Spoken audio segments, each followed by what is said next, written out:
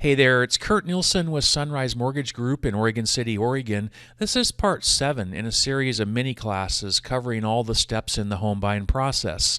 Over a number of weeks, I'm going to go step by step and walk you through the home buying process from A to Z. My goal is to cover the top things you need to know and questions we mortgage brokers and my realtor friends get asked every day about the home buying process. In parts 1 through 6, we covered contacting a lender early before you start seriously looking at houses, getting pre-approved, finding a real estate broker, finding your home and getting your offer accepted, the home inspection and home appraisal process, and in part 6 we covered some tips to help manage your expectations and keep things running smoothly. If you haven't watched the first 6 parts, I encourage you to do so. You can just scroll down on this page and find them there. So now we're going to cover some of the finer points of locking your interest rate. Locking in an interest rate needs to be done at some point on every loan transaction. Locking an interest rate simply means you're choosing the final rate that you want for your loan. You can lock your rate as soon as you begin the loan process after you found your home, or you can float, which means you're choosing to wait until you lock. When you lock your rate, you're locking for a period of time, usually either 15, 30, 45, or 60 days. The time frame you choose to lock is determined by what stage in the loan process you're currently in, and your mortgage professional will help advise you on when to lock, but it's always your choice. It's always a little bit of a gamble when it comes to locking your rate because no one really knows for sure if rates will rise or fall. Once you lock your rate, you're guaranteed that rate for the number of days that you lock for. If the rates rise, you still get that rate if you close within the number of days you locked for. And if the rates fall, you're still locked into that original rate regardless. So keep that in mind when you lock. When you float, you're not locked into anything, and you're subject to whatever the rate is when you do decide to lock. As I mentioned in a previous episode, there are a number of things that can cause more time to be added to the transaction, which can delay closing. A slow appraisal time frame, repair negotiations, the time it takes to get the repairs done, and a lot more.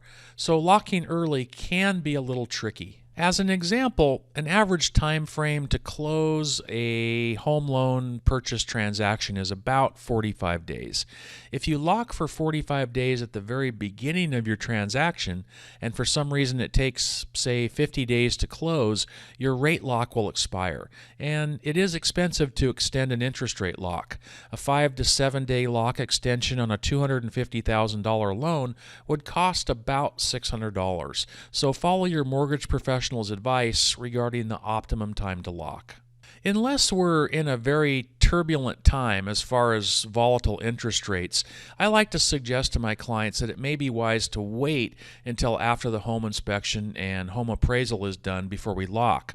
After the home inspection and appraisal are done, we have a lot better idea of how long it will take to actually close the transaction after that, as we know now if there are any repairs that need to be negotiated and completed, which adds more time to the close date. Most people think, and with good reason, that their interest rate is determined for them. Well, yes and no. Here's a little tidbit of interesting information for you. It's not commonly known, but in the lending world, you can actually choose your interest rate. There are some cool things that we can do regarding interest rates and closing costs, meaning that you can elect to have a lower rate, which means higher closing costs, or what most people do is elect to have a slightly higher rate and have lower closing costs. Here's a real-life example for illustration purposes. At 4 1/8%, there's no costs to get that rate or no closing cost credit for that 4 1/8%. When there's no cost or credit for a rate, that's known as a par rate. Now, if you wanted a 4% rate, it would cost you $2,200 to buy that rate. If you wanted 3.75, it would cost you $5,300. As you can see, this is expensive to buy the rate down, and most don't choose to do this. Here's why. Follow along with me here on the slide. The principal and interest payment on a $250,000 loan at 4 1/8% is $1,212 a month. At 4%, which cost you $2,200, the payment is $1,194.